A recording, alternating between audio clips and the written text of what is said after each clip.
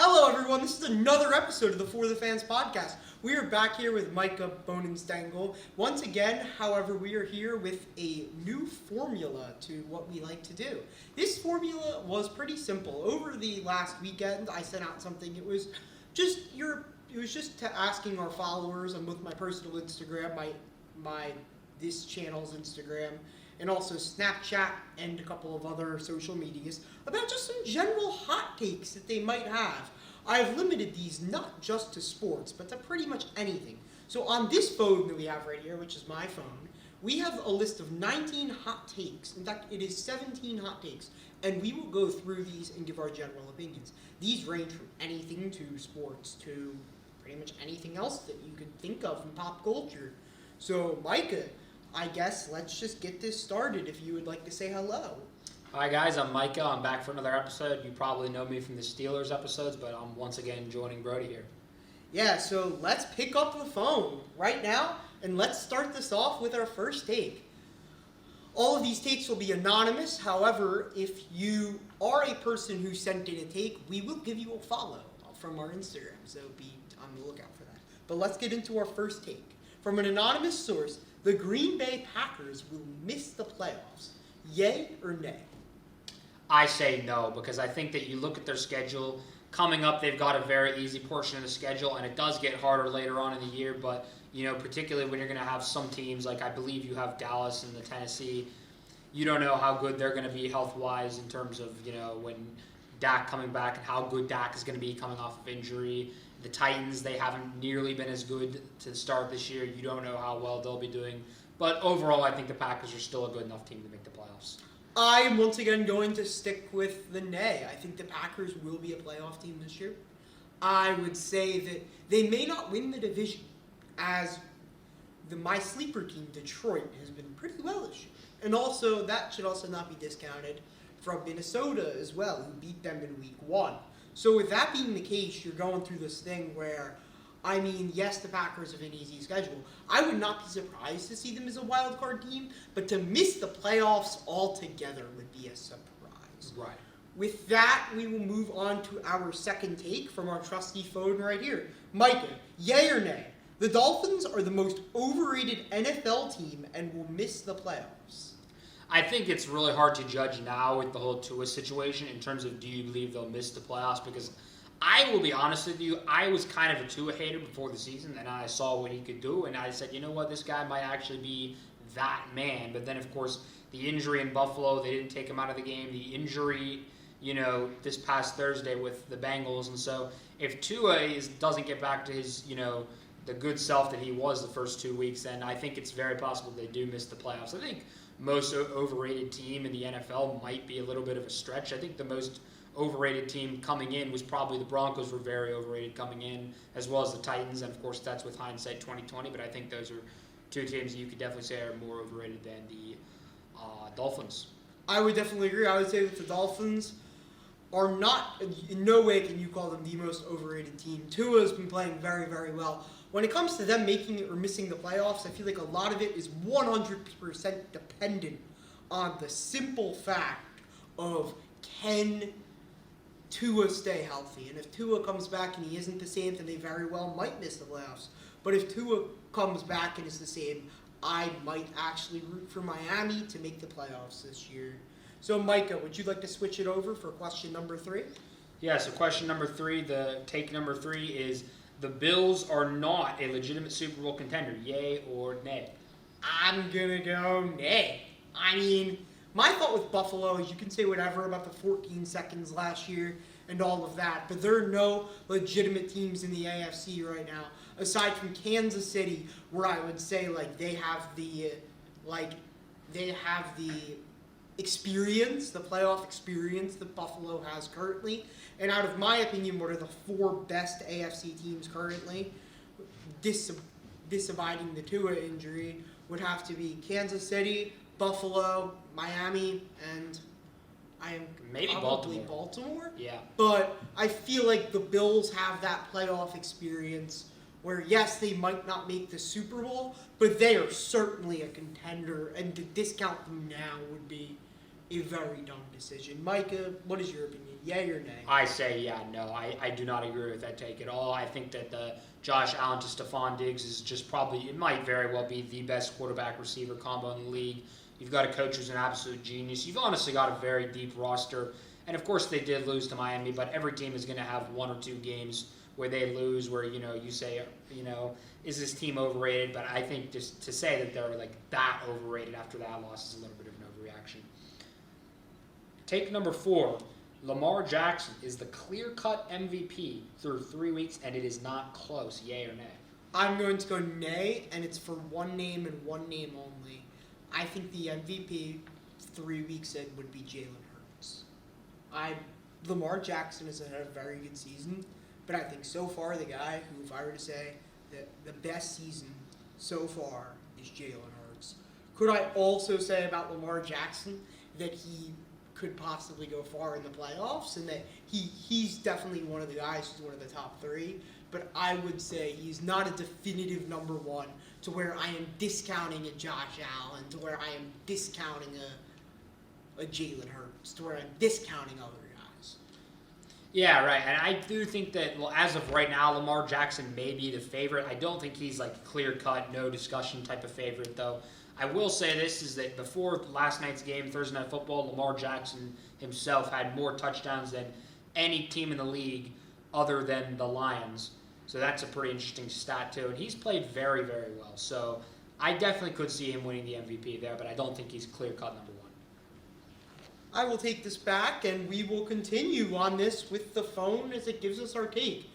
Our 5th take of the day is that Cooper Rush of the Dallas Cowboys has proved himself as a potentially elite NFL quarterback through 2 starts.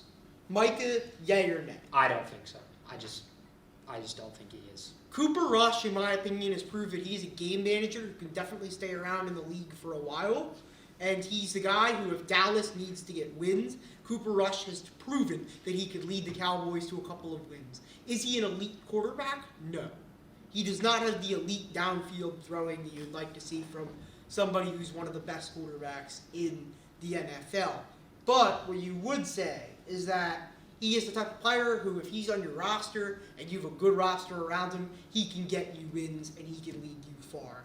Which is why I'm not discounting Dallas, but I am admitting that Cooper Rush is not an elite NFL quarterback. And I'll give you the 6th take actually right now. Our 6th take is the Raiders will bounce back to make the playoffs. Micah, yay or nay? I disagree with that one as well, because I think when you start off 0-3, they're the only team thus far that does not have a win. And I think, considering the fact that the AFC West is a very elite division, as well as the fact that the AFC as a whole is stacked, I think that's going to be very difficult to do in terms of coming back from an 0-3 start. I am going to side with you, Micah, but for a completely different reason. Josh McDaniels has proven time and time again that he's not an NFL caliber head coach. And he's just not the whole mantra of going off of a Belichick coaching hire and the Belichick coaching spree as a whole normally never works out, which is why I am going to say that it was a bad hire, and as a result, they're paying the price of hiring McDaniels as their head coach with this 0-3 record, because this team's talented enough. And if they had kept Bisaccia, then maybe you're talking about a completely different conversation. But I just don't think that they have the coachingness and the grit that Bisaccia showed. And I think the team may be a little bit demoralized in a way after they fired a guy who they clearly went to the playoffs with and the players definitely loved. So I feel like it might be the new coaching and the new hires, but I'm going to go the Raiders will not be a playoff team. I am now going to give this back to Micah as he once again I know that this might be getting repetitive, but Micah's going to give me 2 more takes. So the 7th take we have here is Lil Uzi Vert is the best modern rapper. What do you say to that? I would disagree. I would say he is not the best modern rapper. Lil Uzi Vert is a rapper who clearly has a good amount of hits under his belt and has 2 albums that, in my opinion, are clearly Elite B, Eternal Take, and the one that was before that. I am forgetting the name at this point. But those are 2 elite albums with tons of hits that, I will bop to this day. But when it comes to putting him among the elite of the elite, I just don't go there. Kanye West's discography is still a bit greater than his. I personally prefer 21 Savage's flow to his. But is Lil Uzi Vert one of the better rappers out there? Yes, go listen to his music. Is he the best modern rapper alive? No. He's just not. He's not there yet. And I'd even put Drake, Kanye West. Both of those two should 100% be in that conversation. And there are a couple of other guys who I would say are on the come up or on the same level as those two, where it's just like they're a level up from what Lil Uzi Vert puts out. Micah, do you have any opinions? I don't listen to much rap, but yeah, I don't think that, when you're talking about guys like Drake, when you're talking about guys like Kanye West, I would say they probably are a step above him. Yeah. So, Micah, if you would like to continue? The 8th take that we have here is that Red and White EP is the best album of 2022. No. I'm not even going to go into this. This is just a no. Like, it's the album is mid. I mean, I know. I'm acting like a cringe person on Twitter right now. But, like, it is a mid album at best. And it wasn't the best EP. I'm looking forward to Lil Uzi Vert's next full album. But this was not a good demonstration of what I think his full potential is. That can be shown by the fact that album, I do not think even carried a hit. To the extent where there was no even marketable hits on the album, and it just didn't do very well. So if you were to ask me for a couple albums that I'd say are better, well, there was Mr. Morale and the Big Steppers by Kendrick Lamar. I think you probably have to start with that. There is, I'd go the Weeknd album. I would go Dawn FM, the Weeknd album. It's been my favorite album of the year. I mean, that is more of an R&B album than a hip-hop album, but admittingly, those are two of the better albums. But, like, there are just so many better albums that were put out this year that I'm not even going to mention that just usurped that album. That album was not Lil Uzi Vert's best work. It didn't land in any hits, and it's just not what you want to see. So, all right. I'm going to move on, and we're going to give you another take. LaMelo Ball will be better than Luka Doncic. I disagree with that one. I think that is an interesting take, but LaMelo Ball certainly had a very good, start to his career. But to say that he's better than Luka Doncic, I think is still a little bit of a stretch. We know what Luka Doncic can do, and we know that we've seen him lead his team on some deep playoff runs. So overall, I still think that Luka Doncic is certainly going to have a better year than LaMelo next year. I would agree. I think Luka Doncic, you've seen it with the Western Conference Finals and the great series that he's had against the Clippers throughout his career, where he is that playoff pedigree. Also, with the Hornets losing a good amount of talent as a result of, is that Miles Bridges getting arrested? It was Miles Bridges was the one who got arrested. They lost a good amount of good talent in Miles Bridges. Definitely not a good person, but a good talent in Miles Bridges. And with that, the Hornets have kind of come to this roster of just mishmash, to the extent where I actually expect the Hornets to be much worse this year than they were in previous years. And with LaMelo showing absolutely nothing in the playoffs, and everything that Luka Doncic has showed as a generational type talent, which is not something that I believe that LaMelo Ball will be during his career. As a result of that, I think that this take is just it's not correct. I think that you can look at statistics and you can look at playoff performances, and I feel like that take is disrespectful to Luka Doncic. I would go as far as that. My 10th take, this is my own personal take, so I'm going to back this up. Tyrese Halliburton, shout out Indianapolis, Indiana, which is where we shoot this show from. But Tyrese Halliburton will be the most improved player and will be in conversations for an all-star bid in 2022. So, I'm just going to make my case here. I think that this is true. I think out of the most improved players who are possibilities, I think the one guy who could possibly be in contention with Tyrese is Anthony Edwards of the Minnesota Timberwolves, who had an awesome playoff run and I feel like can definitely continue to improve. If Anthony Edwards stays about where he is, then Tyrese Halliburton should be in contention with the amount of shots that he's going to get and with the coaching that he got that he is now getting under Rick Carlisle, the same Rick Carlisle who let previously mentioned Luka Doncic pretty much take complete control over the offense as a one-man show. So as a result of this should be everything you need in order to inflate Tyrese's stats in order to possibly make him in contention for most improved player. This also is included with the good bigs that are on the Pacers who should hopefully develop, like Isaiah Jackson and Jalen Smith, along with Miles Turner, who's here for right now. And that should definitely help us as we go forward into the future.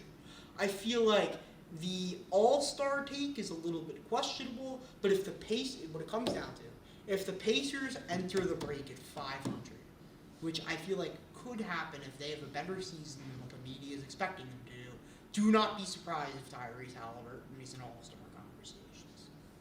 Yeah, I do also think that all-star is a little bit of a stretch. I think that Tyrese Halliburton, you saw, was someone that got a lot of assists last year, but I think that you would also like to see him be a little bit more aggressive with the basketball in terms of just driving to the hoop, being a little bit more selfish and scoring himself. I would not pick him to win most improved player. My personal pick for that would be Zion Williamson. I thought that, he does have a lot of room for improvement last year, and it does seem like he's been working on his physique and what have you. That would be more of a comeback player of the year, right? To my knowledge. I think you could probably make the case for either, but I think it would have been one or the other. But I think that Zion Williamson does step it up this year. Yeah, no, that is certainly interesting. Mike, I will give you another one, which is Joakim Noah a top 5 center of all time? All time, I don't think you can say that he is. He played in the weakest era for centers, and that is indisputable by most knowledge, and that is what landed him into the success that he had during that era due to the weakness around that position. But even in the current NBA, I would say the top 5 centers in the current NBA are all better than our boy Joakim Noah. I would rather have Jokic. Yeah, I agree. I would rather have Bam. I would rather have Rudy Gobert. I would rather have Karl Anthony Towns. And that's in this generation. Right. That's not even, you could debate those last two. But I would rather have those two guys over our guy. I would rather have those two guys. I would rather have those two guys over our guy who we're discussing here, who's Joakim Noah. I just feel like, and then you get into Shaquille O'Neal and David Robinson. It's just, there's so many great bigs, especially in our modern era, but also in the eras all encapsulating to the extent that Joakim Noah stands no chance at being a top 5 center of all time. Yeah, I think that I do agree that is kind of a reach there. So I'm going to give this over to Micah. All right, so the next take here is the 12th take we have. Infinity War is a letdown of a movie. What do you say to that? I disagree. Infinity War was the magnum opus of the Marvel MCU cinematic universe. Even it was a better movie than Endgame. It was interesting because not only did the villain win at the end, but also you brought together all of these characters from all these different universes, and they all felt like they had an equal part in what was going on.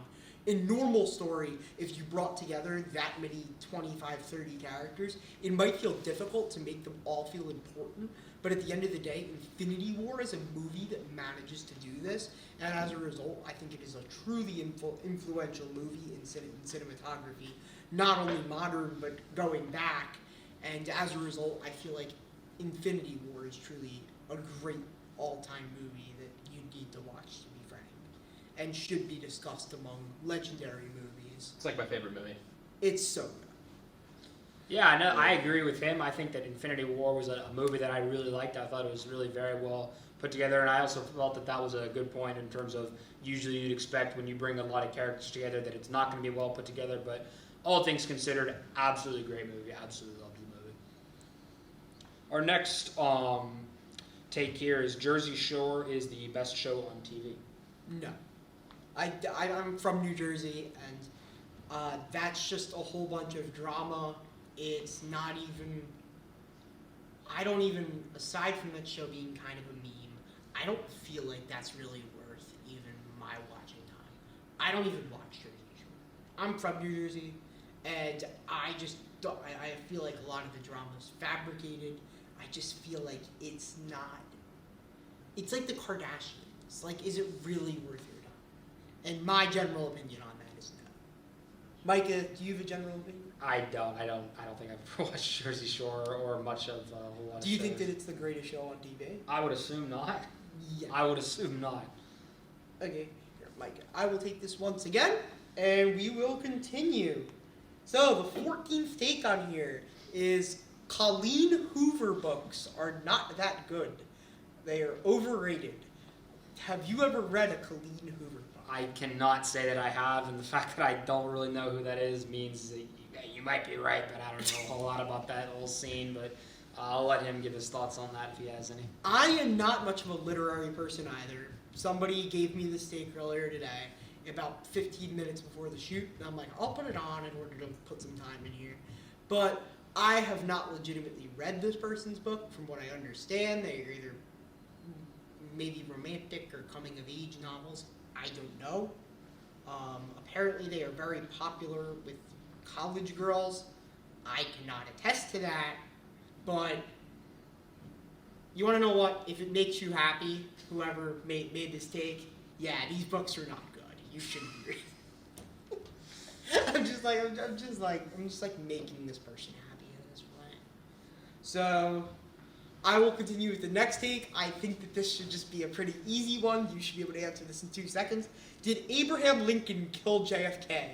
Yeah, I think it's pretty clear that he did. He hopped in his time machine and he did it to him. So he said, you know what? If they're gonna assassinate me, well, I guess I'll pay it forward and assassinate someone else. So he might be right.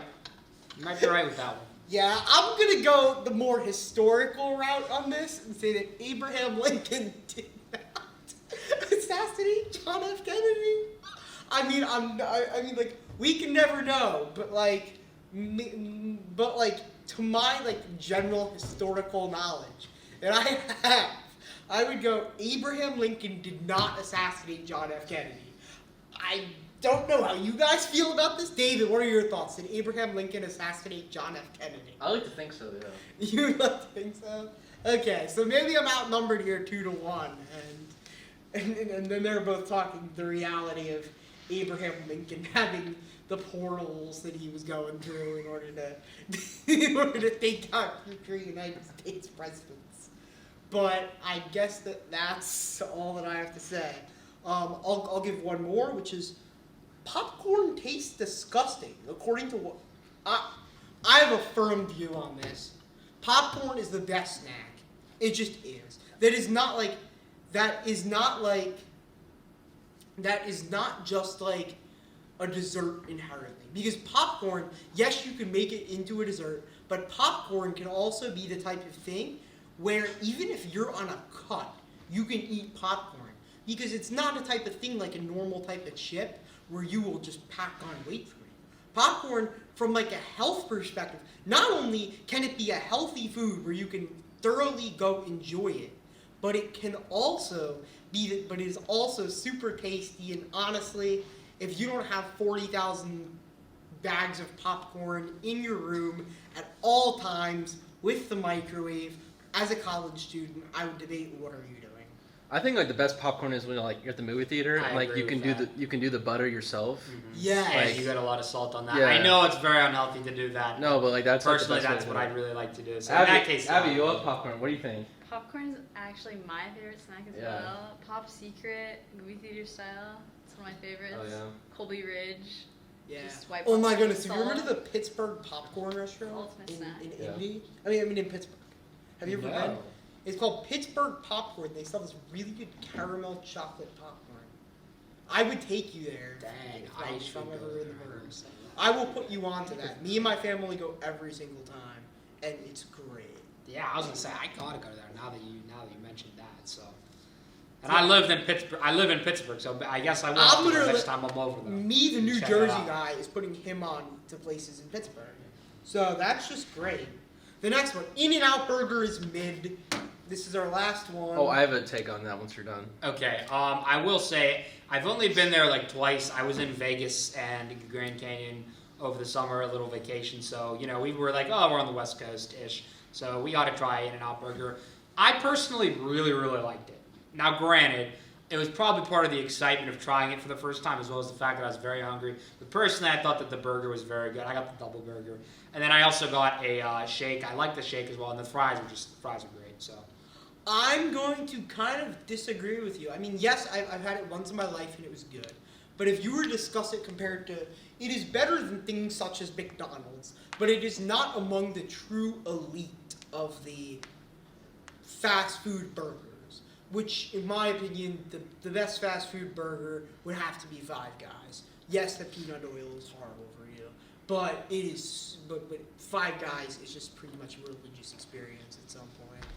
And I would just say that it is not the worst fast food burger, but it is not the best either. I would like to say that I think In-N-Out is kind of mid. I would agree with that statement. Like the burgers are like but like the fries are just so bad. Like they just taste like paper. I feel like it just ruins everything. But I mean I think like the best burger I've ever had was from Shake Shack. Those are good. good. Those are just like some solid burgers. Those are good. But I would eat an In-N-Out burger. They are good. David, I'm going to put you on for another second. Okay. What is the best fast food shake? Oh. I'd say Chick-fil-A. Yeah, that's facts. I'm biased because I work there, but I really like. Chick-fil-A shakes are really, really good. Also, I'll give credit to the OG and give McDonald's the respect that they deserve when it comes to making shakes. But with that, that is the end of this episode of the For the Fans podcast. We will put out those baseball photos that we have discussed on previous episodes. Once an episode gets to 30 likes, if you've submitted a hot take here, you should expect a follow back from For the Fans podcast within the next 24 hours. And with that, we would just like to say that we love having you guys here. Please like and subscribe and do everything in order to help us as we are just beginning on our journey, even though we are a year and a half in, and we love doing this. We love doing this for you. We would also like to shout out our good friend David, who once again is on the cameras. And David, it should be mentioned, came into this video for a little while. But after doing our video last year where I interviewed David, or Captain Cuber, as he prefers to go on TikTok, he has really done a lot for us in trying to take our camera work to a whole nother level, and we respect him a lot for that. So please go sub over to his channel at Captain Cuber. Thanks, Brody. And please go buy his merch. It is on there. One day we might pull up with his merch and just start shouting him out, and then, that'll just be fun. So Always. we'll definitely have David on here another time whenever he wants to come on. Yeah, talk about cube stuff. Yeah, we're gonna talk about cube stuff, exactly. But maybe one day David can teach me how to solve a Rubik's Cube. I know step one, but past there, But it's really an honor to have David be able to work on this with us. And also, it's an honor to have you on, Micah. Yes, sir. I don't think I need to state that any more than I do, but it's really an honor to have you on and to be able to talk with you about all this stuff. So with that, that is another episode of For the Fans Podcast, our episode 12. We would just like to thank you for everything, and thank you. How many minutes is that?